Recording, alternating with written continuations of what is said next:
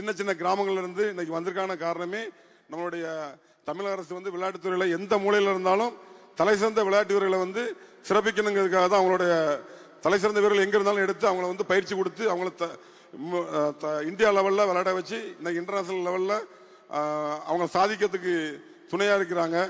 அதற்கு வந்து நமது விளையாட்டு வீரர் சார்பாக சிறந்த அதாவது இன்னைக்கு ஸ்போர்ட்ஸ் நீங்கள் எல்லாருமே ஸ்போர்ட்ஸ் ஆட்டிலேருந்து நீங்கள் வந்திருக்கீங்க.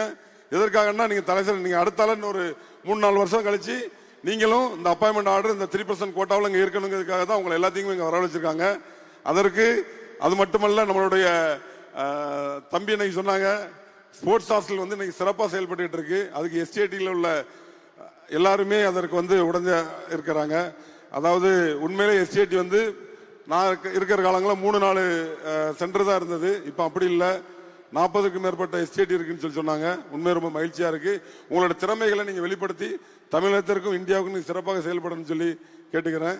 அது மட்டுமல்ல, இன்னைக்கு வந்து தமிழக அரசு வந்து விளையாட்டுத்துறையை அதாவது இந்தியாவிலே நமது விளையாட்டுத்துறை தமிழ்நாடு வந்து இன்னைக்கு தலை சிறந்து விழுந்தன காரணம் வந்து நம்ம அரசு வந்து தனிப்பட்ட கவனம் செலுத்தி துணை முதல்வர் வந்து இந்த விளையாட்டு போட்டிக்கு சிறந்த விளையாட்டு வீரர்களை வந்து ஊக்குவிச்சுட்டு இருக்காங்க.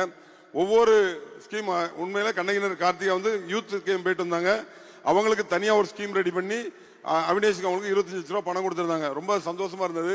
ஏன்னா முன்னாடிலாம் அந்த ஸ்கீம் கிடையாது. அந்த ஸ்கீம் வந்து புதுசாக ரெடி பண்ணி அந்த ஸ்கீம் ஒன்று கொடுத்தாங்க. நாங்கள் விளையாண்டு காலத்தில் வந்து 1 லட்ச ரூபா பணம் கொடுத்துருந்தாங்க. ஒரு வீடு ஒன்று கொடுத்துருந்தாங்க. உண்மையிலே இன்னைக்கு வந்து ஒவ்வொரு விளையாட்டு வீரர்களுக்கும் அதாவது ஸ்கூல் காலேஜ் இந்த மாதிரி விளையாட்டு வீரர்களை ஊக்குவிக்கும் விதமாக அவங்களுக்கு வந்து இது கொடுத்துட்டு வராங்க. ஸ்காலர்ஷிப் 1172 பேருக்கு இன்னைக்கு வந்து இன்று வரைக்கும் கொடுத்துட்டு இருக்காங்க.